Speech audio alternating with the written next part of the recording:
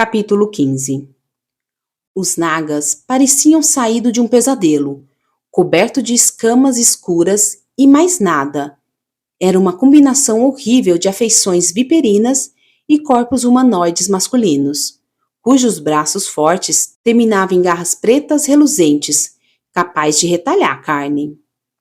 Ali estavam as criaturas das lendas sangrentas, aquelas que escapavam pela muralha para atormentar e trucidar mortais, aquelas que eu ficaria feliz em matar naquele dia no bosque nevado.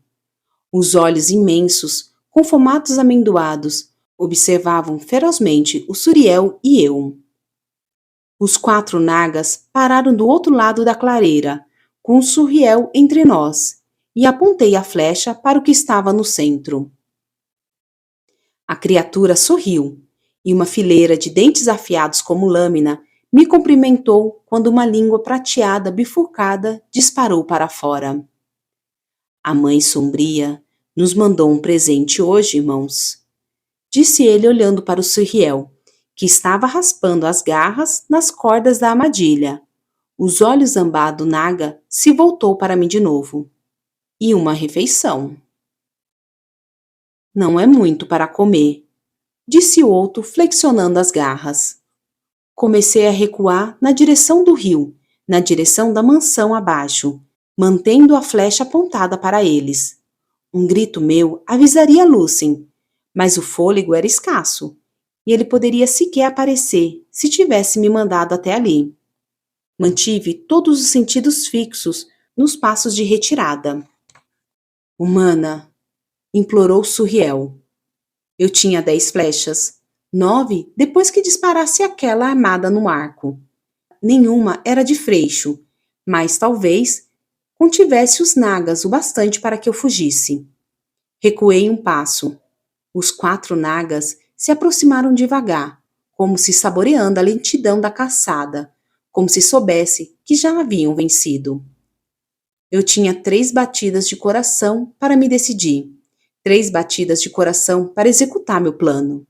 Puxei mais a corda do arco, com um braço trêmulo. Então gritei, esganiçado e alto, com cada fração de ar nos pulmões pequeno demais. Com os nagas agora concentrados totalmente em mim, disparei contra a corda que mantinha o Suriel preso. A armadilha se partiu, com uma sombra no vento. O Suriel disparou numa explosão escura, que fez os 4 nagas cambalearem para trás. Aquele mais perto de mim disparou na direção do Suriel, a coluna forte do pescoço escamoso se esticando. Não havia mais chance de meus movimentos serem considerados um ataque não provocado. Não agora que eles tinham visto minha mira. Ainda queriam me matar. Então soltei a flecha. A ponta reluziu como uma estrela cadente pela escuridão da floresta, e tive apenas um piscar de olhos antes dela atingir o alvo, e o sangue jorrar no ar. O naga caiu para trás, no momento em que os 3 restantes se viraram para mim. Eu não soube se foi um tiro fatal, já estava fugindo. Corri até o rio, usando a trilha que eu calculara mais cedo, sem ousar olhar para trás. Lucien disse que estaria por perto, mas eu ainda estava nas profundezas do bosque, ainda longe da mansão e da ajuda. Galhos e gravetos estalaram atrás de mim, perto demais, e grunhidos que não pareciam nada algo que eu tivesse ouvido de Tanin, ou de Lucien, do lobo ou de qualquer animal, preencheram a floresta. Minha única esperança de escapar com vida era ser mais rápida do que eles, tempo bastante para chegar a Lucien, se ele estivesse ali conforme prometido. Não me permiti pensar em todas as colinas que precisaria subir depois que saísse da floresta, ou o que faria se Lucien tivesse mudado de ideia. Os estalos pela vegetação ficaram mais altos, mais próximos, e virei para a direita, saltando por cima do córrego. A água corrente poderia ter impedido Suriel, mas um chiado e um estampido logo atrás me informou que não fazia nada para deter os nagas. Disparei por arbustos espinhentos, e os espinhos arranharam minhas bochechas. Mal senti os beijos dolorosos ou o sangue morno que escorreu por meu rosto. Nem mesmo tive tempo de vacilar. Não quando duas figuras escuras estavam ao meu lado, se aproximando para me interceptar. Meus joelhos reclamaram quando me forcei mais, concentrando na luminosidade crescente no fim da floresta. Mas o naga à direita disparou até mim, tão rápido que só consegui saltar de banda a fim de evitar as garras afiadas. Tropecei, mas continuei de pé no momento em que o naga à esquerda pulou.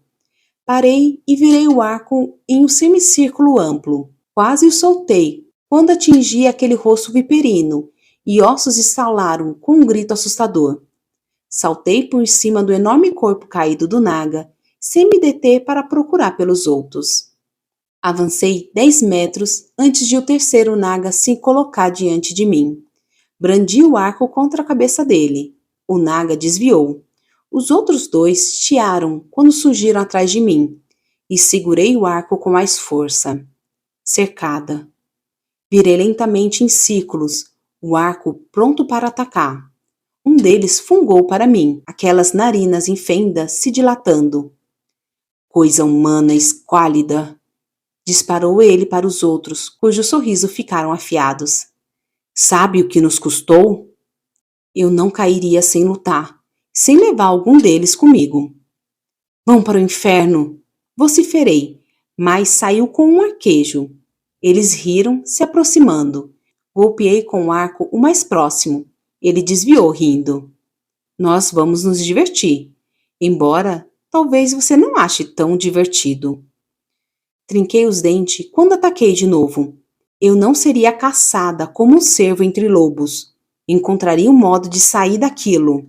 A mão escura e cheia de garras de alguém se fechou sobre a parte da madeira do arco, e um ruído de estalo ecoou pelo bosque silencioso demais. O ar deixou meu peito como uma lufada, e só tive tempo de dar meia volta, antes que um dele me segurasse pelo pescoço e me atirasse no chão. Ele bateu com meu braço contra a terra com tanta força que meus ossos gemeram e meus dedos se abriram, soltando o que restava do arco. Quando terminarmos de arrancar sua pele, vai desejar não ter vindo para Prítia, sussurrou ele ao meu rosto, o fedor de carniça descendo pela minha garganta. Quase vomitei. Vamos cortar você tão bem que não vai sobrar muito para os corvos bicarem. Uma chama branca e quente percorreu meu corpo. Ódio ou terror ou instinto selvagem, não sei, não pensei. Peguei a faca na bota e a enfiei no pescoço encoraçado. Sangue escorreu por meu rosto, por minha boca, conforme eu vociferava minha fúria, meu terror. O naga caiu para trás. Fiquei de pé antes que os dois restantes pudessem me segurar. Mas algo duro como uma pedra atingiu meu rosto. Senti gosto de sangue e terra e grama quando caí no chão. Estrelas dançavam em minha visão. E fiquei de pé aos tropeços de novo, por instinto, procurando a faca de caça de Lucien. Não desse jeito, não desse jeito, não desse jeito. Um dos nagas disparou contra mim e desviei para o lado. Suas garras ficaram presas em meu manto e o puxaram, rasgando o tecido em fitas, conforme seu companheiro me atirava ao chão, meus braços se rasgando sobre aquelas garras. Você vai sangrar, disse um deles sem fôlego, rindo baixo para a faca que eu ergui. Vamos sangrá-la bem devagar. Ele agitou as garras, perfeitas para um corte profundo e brutal. O naga abriu a boca de novo, e um rugido de quebrar os ossos ressoou pela clareira. Mas não tinha saído da garganta da criatura. O barulho não terminou de ecoar antes que o naga saísse voando de cima de mim, se chocando com tanta força contra uma árvore que a madeira se partiu. Discerni o dourado reluzente da máscara e dos cabelos e das longas garras antes que Talim as cravasse na criatura. O naga que estava me segurando gritou e me soltou, erguendo-se num salto quando as garras de Talim rasgaram o pescoço de seu companheiro. Carne e sangue arrancados. Fiquei abaixada no chão, a faca pronta, esperando. Talim soltou outro rugido que fez a medula de meus ossos gelar, revelando aqueles imensos caninos, e a criatura restante disparou para a floresta. Ela conseguiu se afastar apenas alguns passos antes de Tanin a derrubar, prendendo-a contra a terra. Tanin estripou o Naga com um golpe profundo e extenso. Permaneci ali, o rosto semi-enterrado nas folhas e nos galhos e no musgo. Não tentei me levantar. Estava tremendo tanto que achei que desentregaria. Fiz o possível para continuar segurando a faca. Tanin se ergueu, desvencilhando as garras do abdômen da criatura. Sangue e víscera pingavam delas, manchando o musgo verde escuro. Gran Senhor, Gran Senhor, Gran Senhor. O ódio feral ainda queimava o olhar, e me encolhi quando Tanin se ajoelhou ao meu lado. Ele estendeu a mão para mim de novo, mas recuei, para longe das garras ensanguentadas, ainda expostas. Levantei-me até ficar sentada, antes que a tremedeira voltasse. Eu sabia que não conseguiria ficar de pé. Feire, disse ele, a ira sumindo dos olhos de Tanin, e as garras se retraindo para debaixo da pele de novo. Mas o ruído ainda ressoava em meus ouvidos. Não havia nada naquele som, exceto fúria primitiva. Como? Foi tudo o que eu consegui dizer, mas Tanin entendeu. Eu estava rastreando um bando deles. Esses 4 escaparam, e deve ter sentido o seu cheiro por essa floresta. Ouvi você gritar. Então, ele não sabia sobre o Suriel, e ele tinha vindo me ajudar. Tanin estendeu as mãos para mim, e estremeci quando passou os dedos frios e molhados por minhas bochechas doloridas e ardidas. Sangue. Aquilo era sangue neles. E pelo modo como meu rosto estava grudento, eu sabia que já havia sangue o suficiente sobre mim para não fazer diferença. A dor no rosto e no braço diminuiu, e por fim sumiu. Os olhos de Tanin ficaram sombrios diante do hematoma que já se formava na maçã do meu rosto. Mas o latejar diminuiu rapidamente. O cheiro metálico de magia me envolveu e depois flutuou para longe em uma brisa leve. Encontrei um morto, menos de 1 quilômetro daqui. Continuou Tanin, as mãos deixando meu rosto conforme ele soltava o baudrier. E então retirou sua túnica e me deu. A frente de minha túnica tinha sido rasgadas pelas garras dos nagas. Vi uma de minhas flechas na garganta da criatura e segui as pegadas até aqui. Puxei a túnica de Tanin sobre a minha, ignorando como era fácil ver a definição dos músculos dele sobre a camiseta branca. O modo como o sangue que a encharcava fazia com que os músculos se destacassem ainda mais. Um predador puro sangue, criado para matar, sem pensar 2 vezes, sem remorsos. Estremeci de novo e aproveitei o calor que o tecido me passava. Gran Senhor, eu deveria saber. Deveria ter adivinhado. Talvez não quisesse. Talvez estivesse com medo. Aqui, disse Tanin ao ficar de pé e estendeu para mim a mão manchada de sangue. Não ousei olhar para o Naga morto, conforme segurei a mão estendida, e Tanin me levantava. Meus joelhos falharam, mas fiquei de pé. Encarei nossas mãos entrelaçadas, ambas cobertas de sangue que não era nossos. Não fora Tanin o único a derramar sangue agora. Talvez aquilo me tornasse uma besta, tanto quanto ele. Mas Tanin tinha me salvado, matado por mim. Será que eu quero saber o que você estava fazendo aqui? Perguntou ele. Não, definitivamente não. Não depois de ter me avisado tantas vezes. Eu achei que não tivesse confinada à casa e aos jardins. Não percebi que tinha vindo tão longe. Tanin soltou minha mão e deu um suspiro alto. Quando eu for chamado para lidar com problemas, fique perto da casa. Assenti um pouco distraída.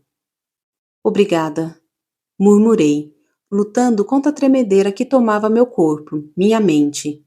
O sangue do Naga sobre mim se tornando quase insuportável. Não apenas por isso. Por salvar minha vida, quero dizer. Eu queria confessar a ele o quanto significava para mim que o Gran Senhor da corte primaveril achasse que eu era digna de ser salva, mas não consegui encontrar as palavras. As presas de Tanlin sumiram. Era o mínimo que eu podia fazer. Eles não deviam ter se aproximado tanto de minhas terras. Tanlin balançou a cabeça para si mesmo. Vamos para casa, disse ele, me poupando do esforço de explicar por que eu estava lá para início de conversa. Não consegui contar que a mansão não era minha casa, que eu talvez sequer tivesse uma. Caminhamos de volta em silêncio, ambos pálidos e ensopados de sangue.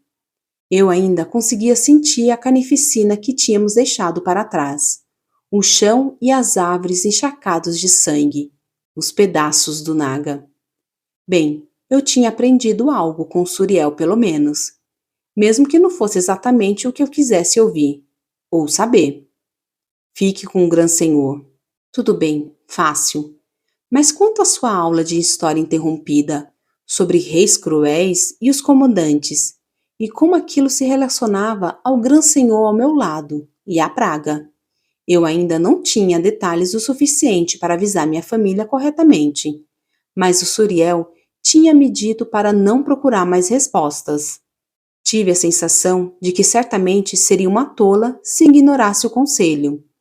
Minha família precisaria se virar com meu escasso conhecimento, então.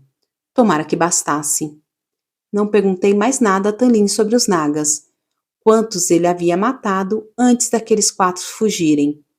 Não perguntei nada, porque não detectei um pingo de triunfo em Tanlin, mas um tipo profundo e interminável de humilhação e derrota.